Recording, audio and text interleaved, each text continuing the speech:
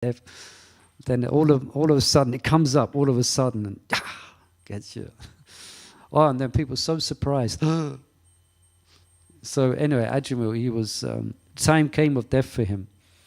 And who came to take him away? Because he engaged in so many, for most of his life, engaged in externally sinful activities. Yeah, especially if we think about it, in this day and age, it's kind of not so uncommon, someone engaged in that type of lifestyle. But hundreds of years ago, when it was a very pious setting, it's a very, very abominable life. Yeah. So then the Yamadutas came. Everyone's heard of the Yamadutas? They're the bad guys. Yeah. Well, they're good guys actually, because they're servants of the Lord. But they came, and they they wanted to take him to the hellish planets. They was following the directions given by Yamaraj. Yeah, I don't think Yamaraj personally instructed them on that specific case, but they thought they knew Dharma and the rules of Dharma based on their Lord Yamaraj. So far as their calculation was concerned, he's number one, going to the hellish worlds, going to see Yamaraj. So then they have these ropes where they tie these subtle ropes where it ties around the soul and drags them out the body. Coming. Very graphic, because Ajamil's seeing this and he's terrified. And he doesn't want to leave his body. He's very attached to his body. Yeah? But the Yamadutas have these ropes where they pull the soul out. Pulling them out at this point. And they're accompanied by dogs as well, isn't it called? Rurus as well. So these dogs are pulling him out. There's stories of devotees where there's stories of sometimes people in hospitals and devotees, and the Yamadutas come, and he won't go there, but they come, So they're pulling, and so he's absolutely terrified. He's absolutely petrified. Yeah, the time of death, he's very, very terrified. So at that point, he calls, because he's developed affection for his young son Narayan. Yeah, so that's where the heart will go at this last stages in life. That which you have affection for, your heart will go. Yeah, you will go for shelter there. That's why it's important that we develop affection for Krishna, so that we go to Krishna. But Ajamil, he was thinking of his son, as if his son's going to save him. Yeah, from the Yamadutas. So he calls, Narayan, Narayan. Now he's not calling for Narayan. He's calling for his son. But the Yamadutas, the Vishnudutas, they hear this desperate call, and they hear the name of the Lord. They have, I think, Yamaraj, he has this potency that's shared by Krishna. He's omnipotent. Or his consciousness is spread everywhere. It's spread everywhere. I guess he has to, because people are dying everywhere. Yeah. So similarly, the Vishnudutas, they heard this helpless sound of their Lord Narayan.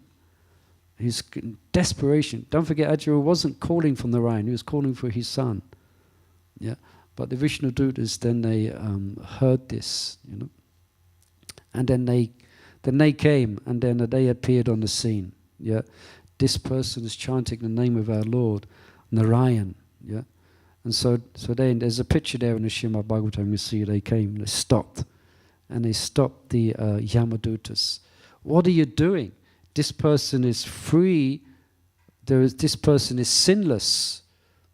What are you doing? Let him go. So of course the Yamadutas are a little bit bewildered. What? He's sinless? What do you say? And then there's a wonderful discussion then that ensues with the Vishnudutas then question the Yamadutas about religion. Okay, you say this man is sinful, and you're going to take him for punishment. So what do you base this on? What's it based on? You tell us. What is Dharma? And then the Yamadutas explained very wonderful. I was just reading this morning actually, had wonderful verses about Dharma and about the modes of material nature and about about the sinful activities and how one becomes bound by that and one's situation in life, and how one, very graphic description of Dharma the Yamadutas give. And then the Vishnudutas, they bring up this point of which domain of Bhagavat Dharma. Yeah, see, the Yamadutas didn't understand this because Dharma, worldly Dharma, is just so persons in society can behave nicely. Yeah, but there's a higher principle, and it's called Bhagavat Dharma. And Prabhupada translates that, or he speaks of that as surrendering unto the Lord, giving one's life over to the Lord. And he quotes Shavadama Prityacha Mam Ekam Savarambacha Aham Tom Savapabhebhyo Mokshashami Masuchaha. That if you surrender yourself unto the Lord, you are acting on the principle of Bhagavat Dharma. And if you chant the holy name once, you're free from all sinful reactions. Yeah, just once.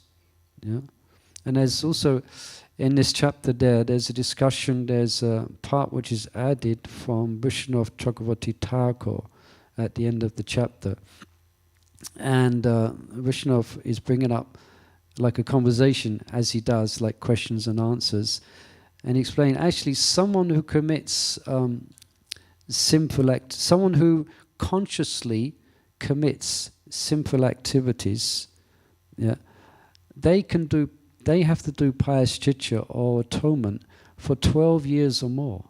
For 11 years they have to dedicate themselves to very strict religious lifestyle in order to be free from that. But what's saying according to Bhagavat Dharma, you once chant the name of the Lord, Narayan or Krishna, and you're immediately free. Yeah, so this is what the Vishnudutas explained to the Yamadutas. So at this point, the Yamadutas also is one good description as well, because the Yamadutas have never seen the Vishnudutas before, and the description of the Yamadutas is quite graphic. They get features of Yama, fierce features, and when they saw the Vishnudutas, they thought, wow, what are these people? And very powerful as well. Now, never before had they been stopped in their duty. Never had it happened up to this point that the Yamadutas have been stopped. So this caused great curiosity. So the Yamadutas, okay, so then Ajamil had a near-death experience, and then the Yamadutas went, and the Vishnudutas went, and there was Ajamil. Wow. He had this whole near-death experience, and at that point he was for 88 years old. He became very serious about Krishna consciousness, and he went to found the nearest Hare Krishna temple, and he knocked on the door. I want to say, let me in. I want to be very serious about my spiritual life. He had this near-death experience. So describe that, although he was chanting in Namabas, but then with the association of devotees, he actually took up the process of bhakti, and he came to Sudanam, and then he went back to Godhead. Yeah. So then the Yamadutas, they had some questions for Yama. They had some questions for Yamaraj. Because as far as they're concerned, he was the boss. He was the only one who could give directions. There was no one above him. No one could be above Yama. Yeah, they're Yamaraj. No one can be above Yama. So they came to Yamaraj and they explained what happened. And they explained these Vishnudutas came. I don't know if they used the word Vishnuduta, but these very splendid persons, these very beautiful persons came, and we was powerless to act. And he explained how he chanted the name of Narayan, they'd explained, so therefore Arjuna was free from sinful reactions. But so then we go, but who's the authority here? You know, if then there's verses that describe, like, if there's different judges given different statements, then who's to say what is right and who's to say what is wrong? One person goes to one court, goes to one place, and they say this, they go to somewhere else, and then we see that in another country, what is law is law. In another country, it's a different type of law. So there's so many different contradictions, you could say. You know, different contradictions. But Prabhupada there, he mentions that there's no contradictions in the universal laws of the Lord. Yeah, there's no differences there. So Yamaraj, he's very pleased actually to hear the name of his Lord, Narayan, because where he lives, he hardly ever hears the glorification of the Lord. So Yamaraj becomes very pleased and very happy even to hear the sound Narayan. He's a worshipful Lord. Yeah. So then this discussion ensues, and the Yamaduta is asking very intelligent questions, trying to understand what has just happened. Yeah. How did we get stopped? Is there someone above you? And then Yamaraj begins to describe, yes, there's someone above me, there's someone above all the devas. Yeah, we are all bound, and everyone is bound, just like a ball, which has a rope through its nose, is bound to walk left or to walk right. So ultimately, everyone is bound by the principles of the Veda. Yeah, everyone is bound by that. Yeah, by the principles of Veda. But above this, then he begins to introduce the subject of Bhagavad Dhamma, or those and this is the science of the holy name, and this is the science of practice in bhakti. This Bhagavad Dhamma is above the worldly Dhamma.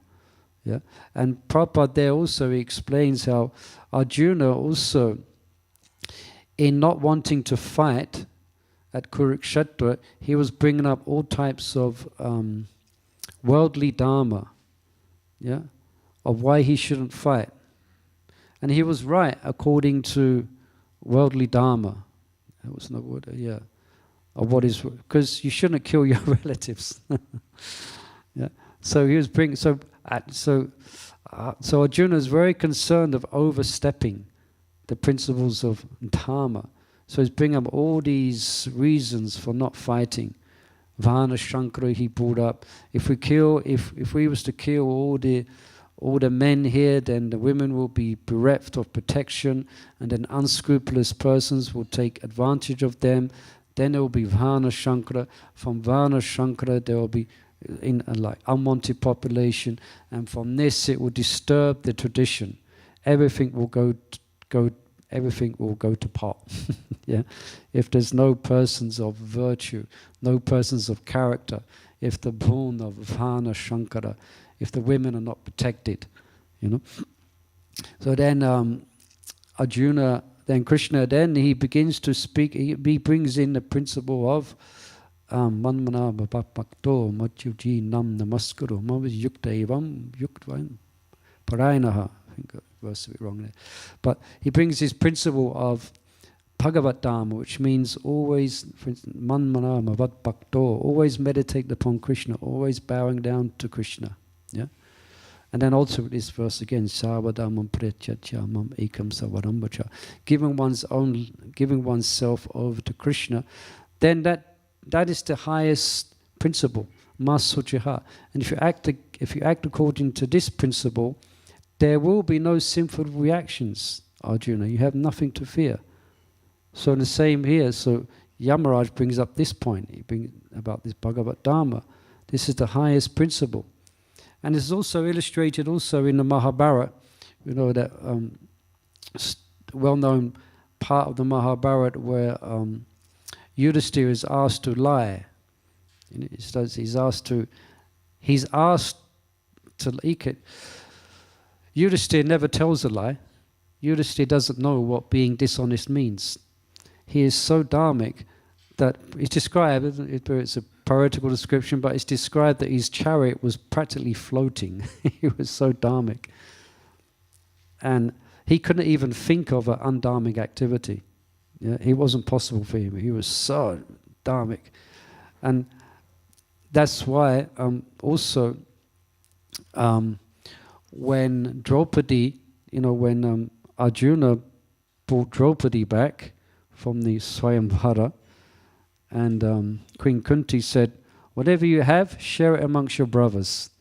She didn't see it as Kunti. So then that meant that she would marry all the Pandavas. Yeah. So generally that's not done. Sometimes you hear of a king having many wives, but you don't often hear about a wife having many husbands. Another example was given is the Pachetas in the Bhagavatam. That's also there. But generally it's not heard of. Yeah. So then there's a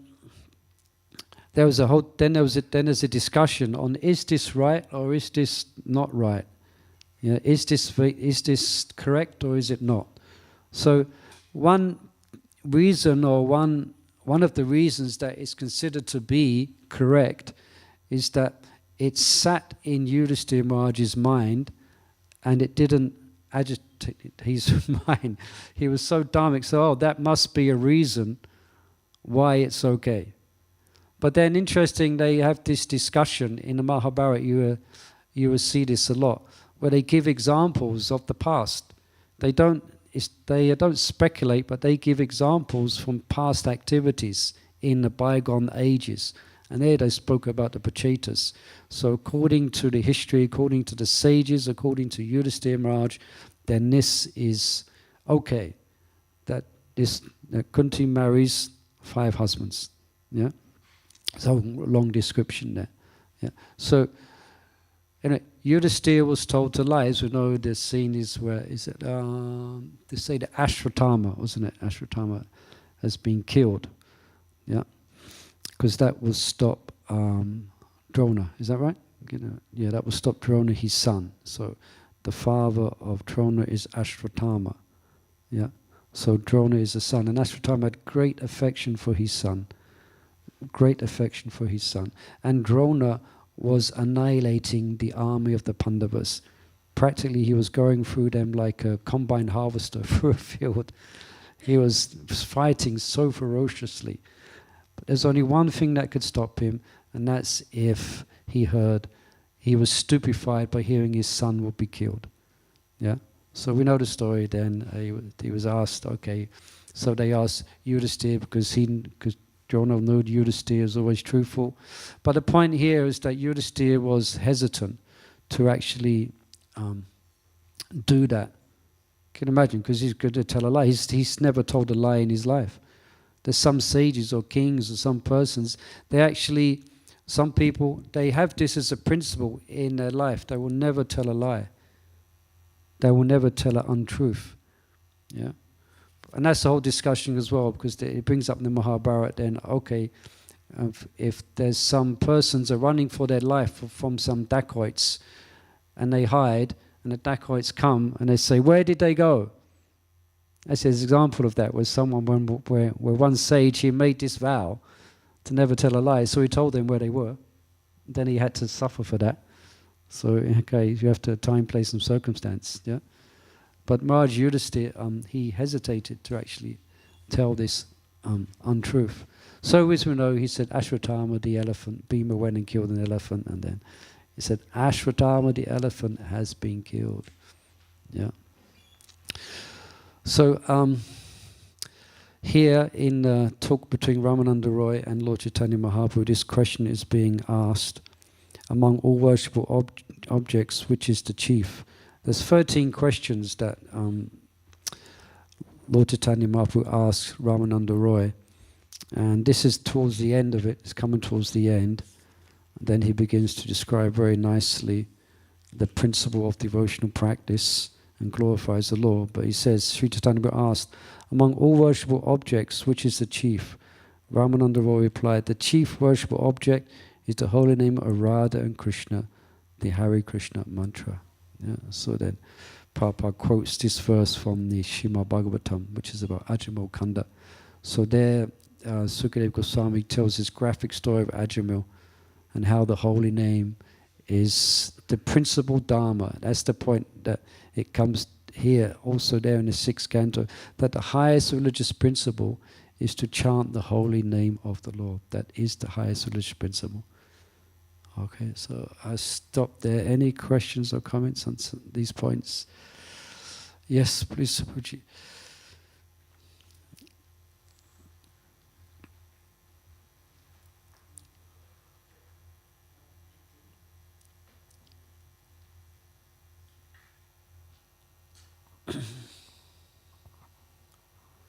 Hare Krishna. Hare Krishna. Switched on. You switched on the first time. Just press once, I think.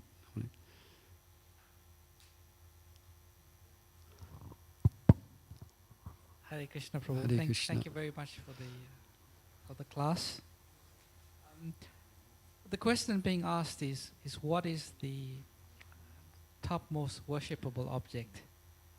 And the answer being given, it's the holy name. Yeah. And then the conclusion is, by chanting the holy name, we are worshipping. We are worshipping Krishna, we are worshipping Radha and Krishna. Yeah. There's also the stage of chanting that is inattentive. There's the Stage of chanting that is inattentive. Okay. The first stage, namaparad. Number right, yeah. So when one is in the stage of namaparad, is that still considered worshipping the holy name? Not exactly, so to say. Interesting there in the purports to this, where I was quoting from in the 6th canto, Prabhupada quotes from Shuddha Swami saying, for those who are chanting offensively, then what should they do? Chant. Just keep on chanting 24 hours. Then eventually they will come to the point of Sudanam. They will come to chant of purified chanting. So strictly speaking, you could say in one sense, chanting offensively, it depends. It's only, could we say, it's only to be expected in the beginning stages. Yeah? That one will chant inattentively. Yeah. So you could, one sense you could say, yeah, they are approaching the Lord, but at that point it's going to be a bit slow. But as one becomes purified and as one associates with devotees and then one will learn. We have to learn to chant with attention. We have to learn to bring our mind under control and to focus on the holy name. And then, as it's described in Bhagavatam also, then real devotion of Radha and Krishna, you could actually say, strictly speaking, then real worship of the Lord is described here, worshipping Radha and Krishna. It really goes on the level of Sudanam. Yeah, the level of Sudanam. Prabhupada, and also the purport describes, in just one sentence, I highlighted it, but he described just in one sentence, he makes it sound quite like naturally that, yeah, in the beginning one chants the holy name of the Lord, then after some time, then one becomes aware of the name, form, qualities of the Lord and Radha and Krishna, and then they're meditated upon Radha and Krishna. Just in one sentence, he goes from Aparad all the way to Sudanam, just in one sentence. But we know there's a lot involved in that. So they're chanting the holy name, as Lord Chaitanya also said, who's the greatest person, who's the most best person? That person who chants the holy name of the Lord. But then further study, we understand that actually when we learn the science of chanting the holy name, there is different stages. And the stages where one becomes aware of, one begins to meditate upon Krishna. These are higher stages of purification, higher stages of chanting. And that's real chanting. Yeah, that's real chanting. So in the beginning, we're clearing things. We're taken to the process. We're following instructions to chant the holy name. Yeah, and that's why we chant the offenses to the holy name as well. Yeah? And then we learn. And then more. As we chant more, then more and more, become more absorbed in the holy name and everything thereof as well. under direction of our spiritual master. So I don't know if I answered your question. You were saying, is it worshipping the holy name if one's chanting Namaparad? Yeah. So, yeah. Point is are there other aspects of worship? Besides chanting, you can, like, we're distributing books at the moment. What are we distributing? The holy name, the glorification of Krishna. So in that sense, we're worshipping the holy name. Yeah. You can also, if you want, you can get a framed picture of the holy name. You can offer arti. You can do that as well.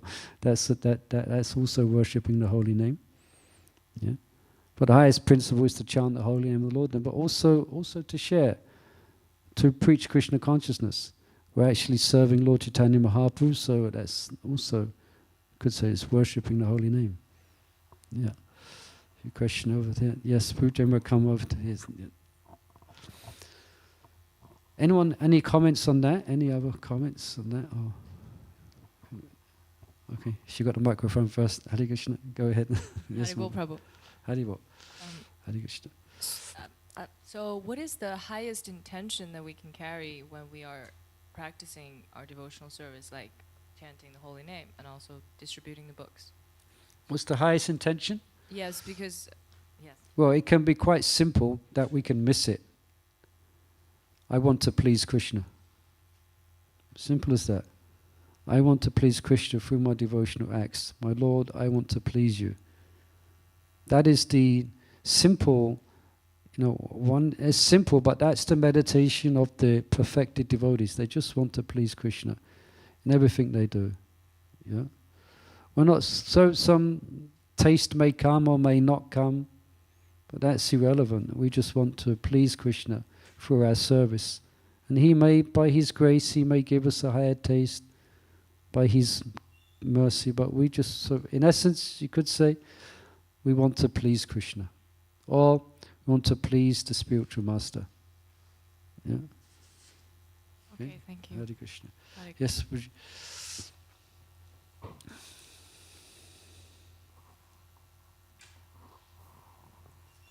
Hare Krishna. Thank you very much for Hare Krishna. elaborating on this. The one thing that also I was informed about, that even when people abuse you in the Harinam, you Hare Krishna, like that, that's also their first step. Yes, Because they've Sankatyam said the holy Parihashyamba. names. Yeah. But also, within the ashrams, sometimes in silliness, Sometimes. in silliness, being frivolous, Okay. they go and there was a little plague of Hare Krishna, and they were doing like that within the ashram, and I noticed that, and I said, look, it's best not to make fun like that, and using the holy names at the same time, as though it was a joke, they were joking with each other, I found, I just made the comment that I said, you can't play around with the holy name like this, because it became a habit, with some people, that they somehow were, just frivolously speaking the holy names like that. I'd like your comment on that. Yeah. Well, I can't perhaps really, because you're speaking about a specific circumstance and specific devotees, so I can't really comment much. But the principle is that we should chant the holy name with respect and adoration. Yeah. That's the principle. Yeah. Yeah. But I can't comment too much on the specific situation. Sometimes devotees get a bit But like that, But But also we on should. the Harinam is the one where they are abusive, but actually that's their first step. Yeah. That's to where the it's devotees, that's namabas. yeah, Yeah. namabas, yeah. Stovam helanam evacha. Yeah, and they're Yeah. just Even making in fun. jest. Yeah, Yeah, just on that point, just close here that when Prabhupada, one time someone brought to Prabhupada a newspaper article which was very critical of the devotees, but it so happened that within the article they was using the word Krishna many times. Yeah, so Prabhupada praised the article. Oh, this is very good, because they're actually saying the name of Krishna many times. So that to their benefit. Anything else? Otherwise, I hope it's going well on book distribution here. I'm sure it is going. It's very cold at the moment, but we're doing our best in London. It's a little bit warmer in London somehow, about 1 degree warmer, 2 degrees warmer. It's going. Nice. Hare Krishna. Okay, we'll stop there. Gantara Srimad Chaitanya Charitamrita ki jai. Gaura Premanandi Haribo.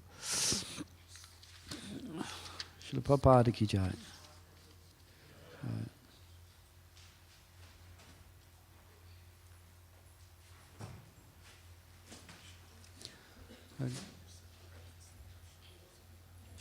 Okay, yeah, I can't usually get served a bit quicker, no? Okay, thank you for coming.